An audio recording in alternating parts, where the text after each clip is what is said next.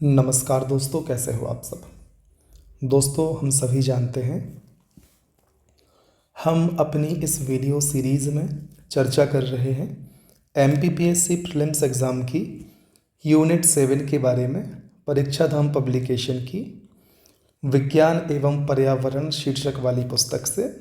और दोस्तों, इस सीरीज़ के इस पर्टिकुलर वीडियो से हम शुरुआत करने वाले हैं पाचन तंत्र के बारे में।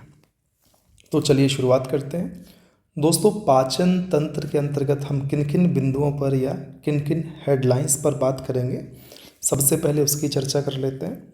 हम बात करेंगे पाचन प्रक्रिया के चरणों की, जिसके अंतर्गत हम देखेंगे अंतर्ग्रहण, पाचन, अवशोषण, स्वांगीकरण, मल परित्याग। इसके बाद हम बात करेंगे पाचन अंगों की, जिसके अंतर्गत हमें चर्चा करनी होगी मुख गुहा, आमाशय, छोटी आंत एवं बड़ी आंत की।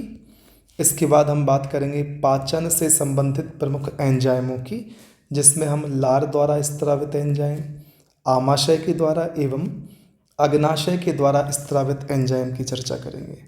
फिर विभिन्न पदार्थों के पाचन की हम बात करेंगे, जिसमें कार्बोहाइड्रेट, वसा एवं प्रोटीन। तो मोटे तौर पर हमें इन बिंदुओं के अंतर्गत चर्चा करनी है। सबसे पहले हमेशा की तरह आप सभी को मेरा सुझाव कि आपको करना क्या है, आपको इस डायग्राम को बहुत ध्यान से देखना है और फिर जिन जिन बिंदुओं की हम बात करें इस डायग्राम में आपको उन्हें खोजने का प्रयास करना है। चलिए शुरुआत करते हैं दोस्तों हम पाचन प्रक्रिया के चरणों से।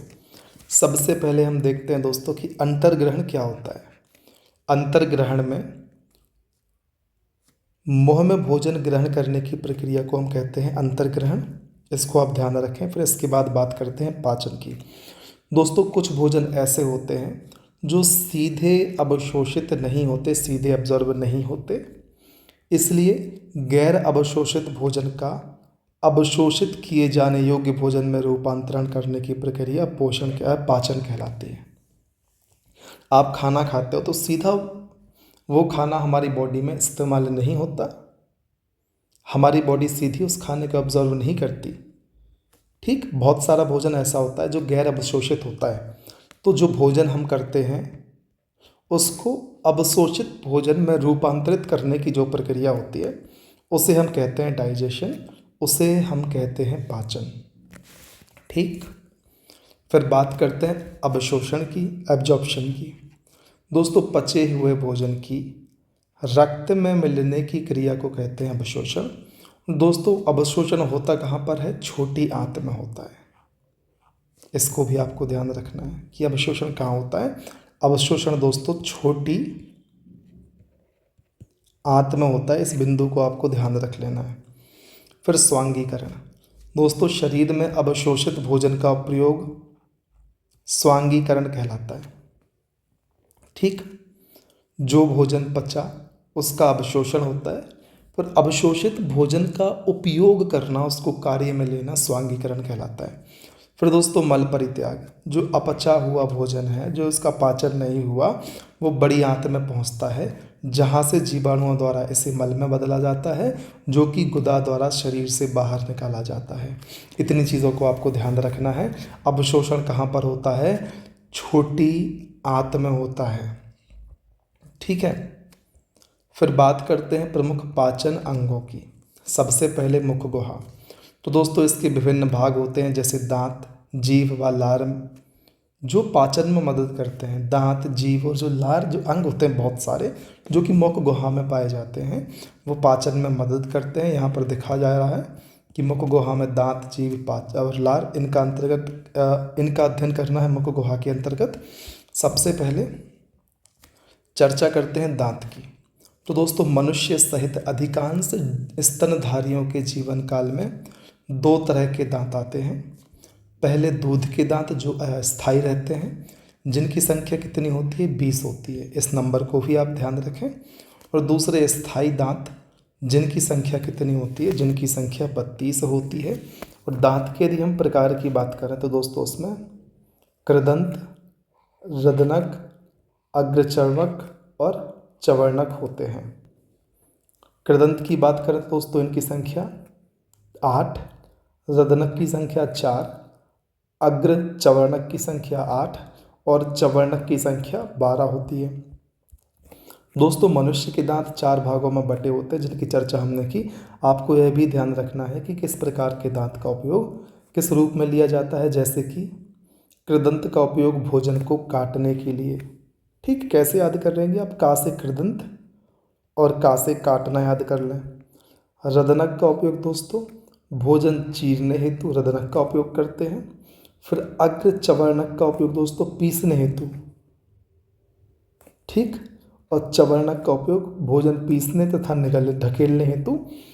इनका उपयोग इस प्रकार से होता है, इस चीज़ को भी आपको ध्यान रखना है। कृदंत का भोजन को काटने के लिए, रदनक का चीरने हेतु, अग्र चवर्णक का भोजन पीसने हेतु और चवर्णक का भोजन पीसने एवं धकेलने हेतु। आप यहाँ पर इस डायग्राम में देख सकते हैं।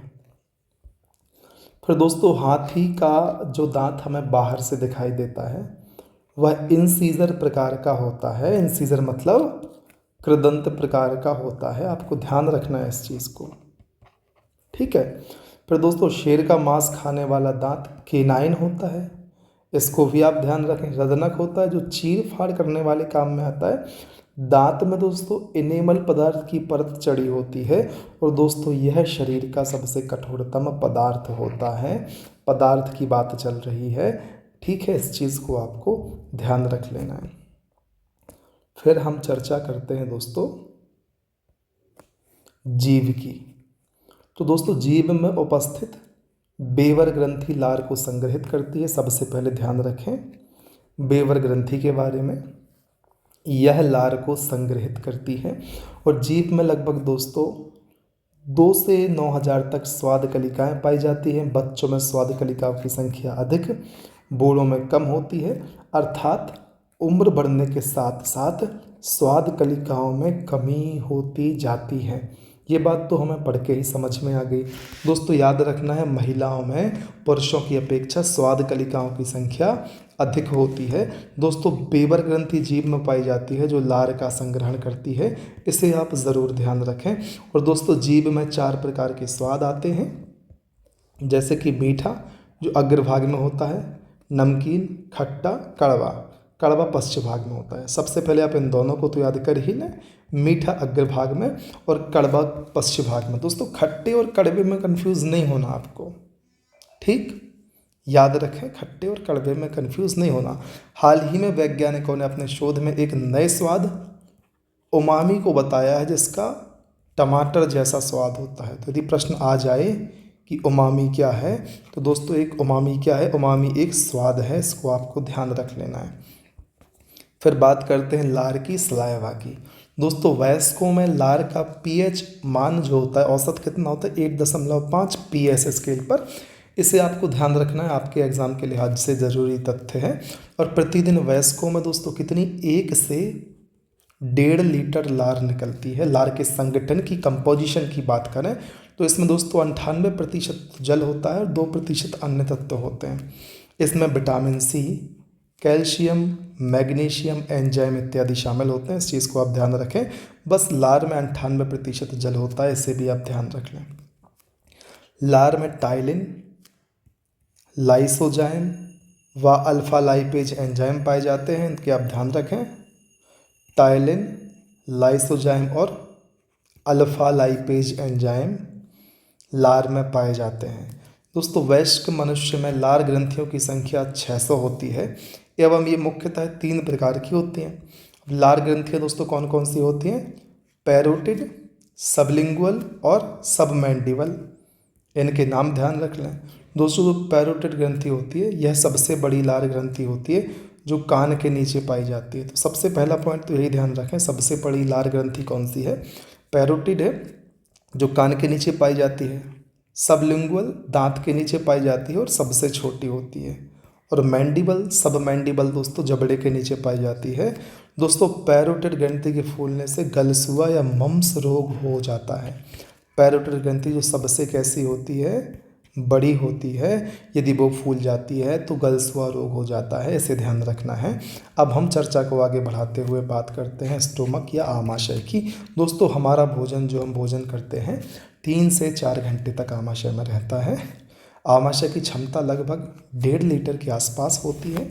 बात करें दोस्तों आमाशय की प्रमुख कोशिकाओं की, तो इसमें पैराइटल कोशिका, श्लेष्म कोशिका और प्रधान कोशिका होती है। यहाँ पर जो PDF की स्कैनिंग है वहाँ पर आपके लिए थोड़ा सा धुंधलापन है, जिसका सॉल्यूशन हमारे पास फ़िलहाल नहीं है।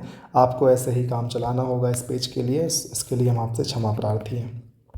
ठीक है, तो दोस्तों आमाशय की प्रमुख कोशिकाओं में पैराइटल कोशिका, श्लेष्म कोशिका और प्रधान कोशिका होती है। पैराइटल कोशिका दोस्तों हाइड्रोक्लोरिक अम्ल निकलता है, श्लेष्म में म्यूकस कोशिका म्यूकस, और प्रधान कोशिका में दोस्तों जठर रस, पेप्सिन और रेनिन। विस्तार से इनकी चर्चा करनी है, बस आपको बने रहना है अंत तक। तो दोस्तों आमाशय में हाइड्रोक्लोरिक अम्ल HCl पाया जाता है, जिसका स्रवण कहाँ से होता है? पैराइटल कोशिका से होता है। इसकी चर्चा हमने पहले ही कर ली है। तो पैराइटल कोशिका से स्रवण होता है किसका? हाइड्रोक्लोरिक एसिड का, HCl का। HCl का काम क्या होता है दोस्तों? भोजन को अम्लीय बनाना और भोजन में उपस्थित जीवाणुओं को नष्ट करना। ये 2 काम होते हैं किसके? पैराइटल कोशिका के। दोस्तों बच्चों के आमाशय में हाइड्रोक्लोरिक अम्ल अनुपस्थित होता है, इस चीज़ को ध्यान रखना है। दोस्तों जो म्यूकस लेयर है करती क्या है? जो ये आमाशय की HCl के आघात से रक्षा करती है। और प्रधान कोशिका से दोस्तों जठर रस निकलता है। जठर रस हल्के पीले रंग का अम्लीय द्रव्य होता है। ठीक, जठर रस में दोस्तों पेप्सिन, रेनिन एंजाइम उपस्थित होते हैं, इस चीज़ को भी आपको ध्यान रखना है। हमने बात कर ली आमाशय की, अब बारी आती है आंत की। आप कहेंगे दोस्तों कि सर अब आप रिवीजन नहीं करा रहे, दोस्तों समय कम है, आपका एग्ज़ाम भी है। यदि हम रिवीजन करेंगे तो समय ज़्यादा लग जाएगा, वीडियो कम बनेगी, हम ज़्यादा चीज़ों को कवर नहीं कर पाएंगे। इस कंडीशन में रिवीजन का सबसे अच्छा तरीका बनता है, जबकि मैं रिवीजन ना कराऊं, कि आप वीडियो को एक बार फिर से देख लें, या रिवीजन करने के परिप्रेक्ष्य में आप रिपीट कर करके वीडियो को देखें। बात वही पड़ेगी, बस समय बच जाएगा और हमारी जो सीरीज़ है वो जल्दी पूरी हो जाएगी। तो आंत में दोस्तों 2 प्रकार की आंत हमें देखनी है, छोटी आंत और बड़ी आंत। छोटी आंत के दोस्तों 3 भाग, ड्यूडेनम, जेजुनम और इलियम, अग्र आंत, मध्य और पश्च। ठीक, इसी प्रकार से बड़ी आंत दोस्तों सीकस, कोलन और रेक्टम। ठीक, इनकी हमें चर्चा करनी है। सबसे पहले बात करते हैं स्मॉल इंटेस्टाइन की, छोटी आंत की। यहाँ से हम अपनी चर्चा को शुरू करते हैं। ठीक, लंबाई कितनी? 6.5 मीटर, चौड़ाई 3 से 4 सेंटीमीटर। यह इनको ज़रूर ध्यान रख लें। लंबाई कितनी होती है? 6.5 मीटर, और चौड़ाई कितनी होती है? 3 से 4 सेंटीमीटर। दोस्तों छोटी आंत में होता क्या है? भोजन का पाचन पूर्ण होता है, और छोटी आंत से एरेप्सिन प्रोटीन पाया जाता है। कौन सा प्रोटीन पाया जाता है यहाँ पर? एरेप्सिन प्रोटीन पाया जाता है छोटी आंत में। और दोस्तों इसके 3 भाग होते हैं, ड्यूडेनम, जेजुनम और इलियम। इन 3 भागों को भी याद रखना है, ड्यूडेनम, जेजुनम और इलियम। एरेप्सिन प्रोटीन पाया जाता है और यहाँ पर पाचन पूरा होता है भोजन का। फिर दोस्तों बात करते हैं ड्यूडेनम में। तो ड्यूडेनम में यकृत से पित्तरस आकर मिलता है और भोजन को क्षारीय बनाता है। भाई यकृत से पित्तरस कहाँ मिलता है? ड्यूडेनम में मिलता है। इससे भोजन हो जाता है क्षारीय। और दोस्तों ड्यूडेनम में आमाशय की 3 एंजाइम, ड्यूडेनम में अग्नाशय से दोस्तों ध्यान रखें, ड्यूडेनम में अग्नाशय से, कहाँ से? ड्यूडेनम में अग्नाशय से 3 एंजाइम, ट्रिप्सिन, एमाइलेज और लाइपेज। कौन से? एमाइलेज, लाइपेज और ट्रिप्सिन। ALT, अल्ट से आप याद रखें, एलाइमेज, एमाइलेज दोस्तों, जीप टंग ट्विस्ट नहीं हो पाई। एमाइलेज, लाइपेज और ट्रिप्सिन कहाँ से मिलते हैं? अग्नाशय से ड्यूडेनम में मिलते हैं। ड्यूडेनम दोस्तों भाग है छोटी आंत का। दोस्तों जेजुनम में पाचन की क्रिया समाप्त होती है और भोजन का अवशोषण शुरू होता है जेजुनम से। दोस्तों इलियम में बचे हुए भोजन का अन्य भाग का अवशोषण इलियम में होता है। क्या होता है? इलियम में भोजन का बचे हुए अन्य भाग का अवशोषण होता है। इन चीज़ों को ध्यान रखना है। ड्यूडेनम में क्या होता है? अग्नाशय से 3 एंजाइम आते हैं, ट्रिप्सिन, एमाइलेज और लाइपेज। जेजुनम में पाचन क्रिया पूरी होती है और भोजन का अवशोषण शुरू होता है, और इलियम में क्या होता है, जो बचे हुआ भोजन का भाग है उसका अवशोषण होता है। ठीक, तो इन चीज़ों को ड्यूडेनम, जेजुनम, इलियम तो सबसे पहले ध्यान रखें, फिर क्या होता है उनमें वो ध्यान रखें। और फिर बात करते हैं दोस्तों, इलियम में रसांकुर पाए जाते हैं जो भोजन अवशोषण में मदद करते हैं। इसका भी ध्यान रखें कि रसांकुर कहाँ पाए जाते हैं, ये पाए जाते हैं इलियम में। ये करते क्या है, भोजन अवशोषण में सहायता कर देते हैं। इतनी चीज़ को आपको ध्यान रखना है। फिर हम आ जाते हैं लार्ज इंटेस्टाइन पर, बड़ी आंत पर, जिसकी लंबाई होती है 1.5 मीटर, छोटी की होती थी 6.5 मीटर, चौड़ाई होती है दोस्तों 4 से 7 सेंटीमीटर। चौड़ाई के आधार पर इसको बड़ी आंत कहा गया, ठीक है। बाकी लंबाई में तो छोटी आंत बहुत बड़ी होती है इससे। इसके भी दोस्तों 3 भाग होते हैं, सीकम, कोलन और रेक्टम। इनको ध्यान रखें दोस्तों। सीकम में टी जंक्शन होता है जो छोटी आंत और बड़ी आंत को जोड़ता है। दोस्तों ध्यान रखें, टी जंक्शन क्या करता है, छोटी और बड़ी आंत को जोड़ता है। ये कहाँ पर होता है, ये सीकम में होता है। इस चीज़ को ध्यान रखना है दोस्तों। टी जंक्शन में ही अपेंडिक्स अवशेषी अंग स्थित होता है। अपेंडिक्स आपने सुना होगा, कई बार इसके ऑपरेशन भी होते हैं जब ज़्यादा अवशेषी अंग हो जाता है तो, ठीक है। इस चीज़ को ध्यान रखना, टी जंक्शन में होता है दोस्तों। फिर बात करते हैं कोलन की। इसमें जल, लवण व रसायन इत्यादि का अवशोषण होता है और यहाँ विटामिन के का निर्माण होता है। सी से कोलन याद मत करें आप, के से कोलन याद कर लेना, का से कोलन, का से के, इस प्रकार से।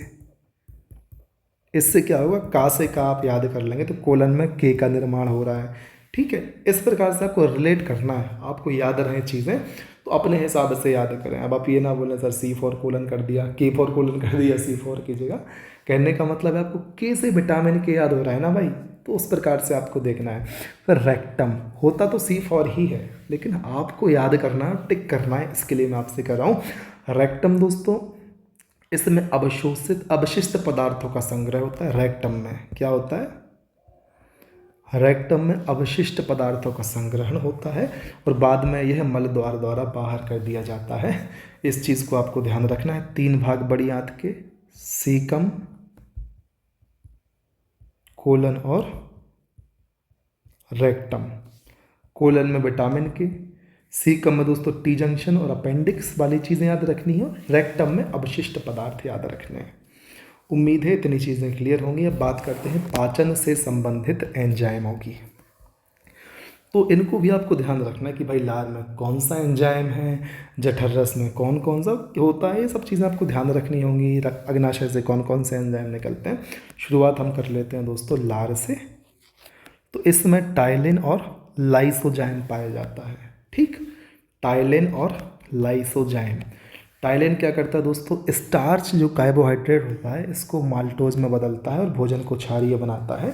ध्यान रखना है दोस्तों, स्टार्च को माल्टोज में बदलता है टाइलिन, ठीक, इसको आप ध्यान रखें।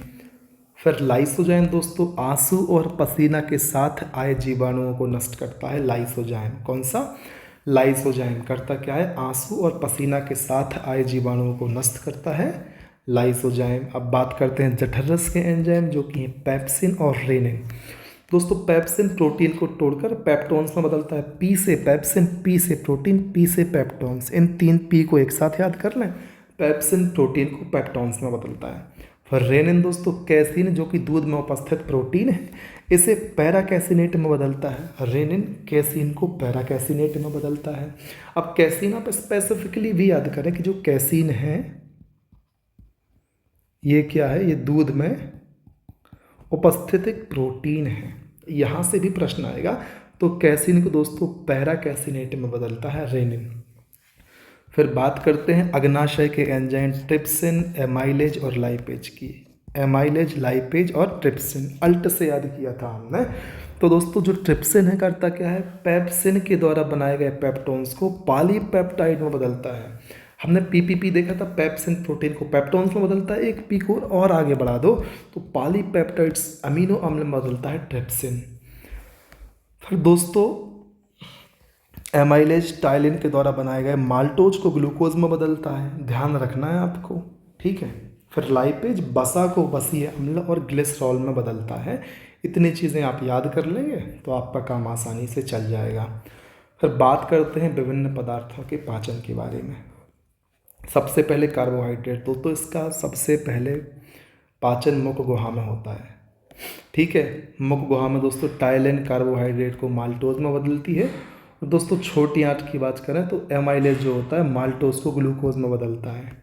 टाइलिन क्या कर रहा है, कार्बोहाइड्रेट को माल्टोज में बदल रहा है। जो एमाइलेज है वो क्या कर रहा है, माल्टोज को ग्लूकोज में बदल रहा है। तो आपको ये सीक्वेंस याद रखना है कि जो कार्बोहाइड्रेट है उसको सबसे पहले माल्टोज में बदला जा रहा है और माल्टोज बदल रहा है ग्लूकोज में। फिर बसा दोस्तों, इसका पाचन केवल छोटी आंत में होता है। लाइपेज क्या करता है, बसा को बसीय अम्ल में बदल देता है। ठीक है, हमने देखा था अग्नाशय की जब हमने बात करी थी। तो फिर प्रोटीन दोस्तों, इसका पाचन सबसे धीमा होता है। पेप्सिन और रेनिन प्रोटीन को पेप्टोन्स में बदल देते हैं और ट्रिप्सिन दोस्तों पेप्टोन्स को पैराप्टाइड्स में बदलता है। ध्यान रखें, अमीनो अम्ल में बदलता है। करना क्या है, जो पेप्सिन और रेनिन होते हैं वो प्रोटीन को पेप्टोन्स में बदलते हैं और ट्रिप्सिन जो पेप्टोन्स है उसको पेप्टाइड्स या अमीनो अम्ल में बदलता है। इतना आपको ध्यान रखना है। फिर देख लेते हैं, यहाँ पर एक नोट बिंदु आप सबके लिए दिया हुआ है। ये कहता है कि दोस्तों भोजन को मुख गुहा में बोलस, आमाशय में काइम व छोटी आंत में काइल कहा जाता है। बोलस, जहाँ से हम बोलते हैं वहाँ भोजन को हम बोलस कहते हैं। फिर आमाशय में इसको हम काइम कहते हैं और छोटी आंत में काइल कहते हैं। आहार नाल की लंबाई दोस्तों कितनी होती है, 9 मीटर होती है, जिसमें मुख गुहा, ग्रसनी, आमाशय व आंत की लंबाई शामिल होती है। आमाशय की लंबाई दोस्तों 9 मीटर होती है, इसमें मुख गुहा। आहार नाल की लंबाई दोस्तों, आमाशय नहीं, क्षमा चाहता हूँ आपसे, आहार नाल की बात कर रहे हैं हम, दिमाग कहीं और था। इसकी लंबाई 9 मीटर होती है, जिसमें मुख गुहा, ग्रास नली, आमाशय व आंत की लंबाई शामिल होती है। इस पॉइंट को आप ध्यान रखें। ठीक है, फिर दोस्तों अब हमें बात करनी है अंतःस्रावी तंत्र की।